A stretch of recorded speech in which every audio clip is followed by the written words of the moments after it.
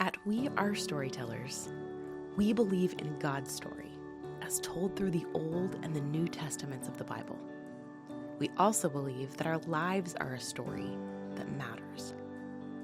When we begin to see the very real places where God's story and our stories intersect, we unlock wonder, worship, and a hope that communicates truly good news.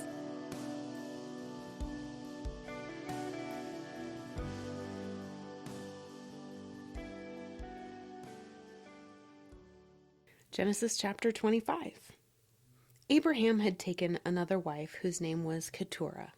She bore him Zimran, Dokshan, Medan, Midian, Ishbak, and Shua. Jokshan was the father of Sheba and Dedan. The descendants of Dedan were the Asherites, the Letushites, and the Luamites. The sons of Midian were Ephah, Epher, Hanok, Abida, and Eldah. All these were descendants of Keturah. Abraham left everything he owned to Isaac, but when he was still living, he gave gifts to the sons of his concubines and sent them away from his son Isaac to the land of the east. Abraham lived 175 years. Then Abraham breathed his last and died at a good old age, an old man and full of years, and he was gathered to his people. His sons Isaac and Ishmael buried him in the cave of Machpelah near Mamre, in the field of Ephron, son of Zohar the Hittite, the field Abraham had bought from the Hittites. There Abraham was buried with his wife Sarah. After Abraham's death, God blessed his son Isaac, who then lived near Beer Lahai Roi. This is the account of the family line of Abraham's son Ishmael, whom Sarah's slave Hagar the Egyptian bore to Abraham. These are the names of the sons of Ishmael listed in the order of their birth. Nebaioth, the firstborn of Ishmael, Kedar, Adbeel, Mibsim, Mishma, Duma, Massa, Hadad, Tema, Jetur, Nephish, and Kedemah. These were the sons of Ishmael, and these are the names of the 12 tribal rulers according to their settlements and camps. Ishmael lived 137 years. He breathed his last and died, and he was gathered to his people. His descendants settled in the area from Havilah to Shur, near the eastern border of Egypt, as you go down toward Asher, and they lived in hostility toward all the tribes related to them. This is the account of the family line of Abraham's son Isaac. Abraham became the father of Isaac, and Isaac was 40 years old when he married Rebekah, daughter of Bethuel, the Aramean from Padda Aram, the sister of Laban the Aramean. Isaac prayed to the Lord on behalf of his wife because she was childless. The Lord answered his prayer, and his wife Rebekah became pregnant.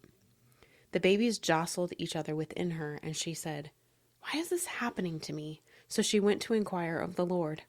The Lord said to her, 2 nations are in your womb, and 2 peoples from within you will be separated.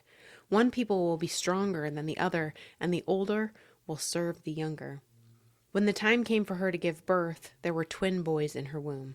The first to come out was red, and his whole body was like a hairy garment, so they named him Esau.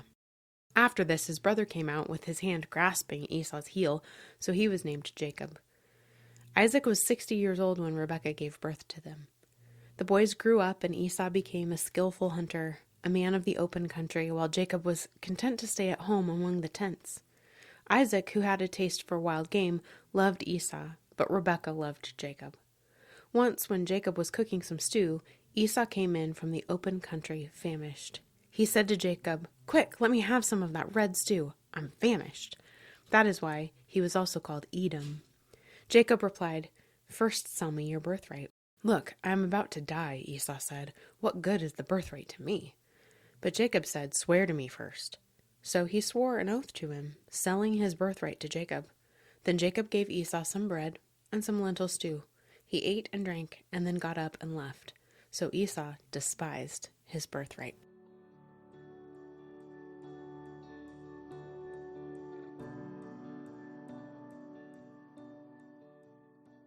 Questions for today. First set. What were the names of Isaac's sons?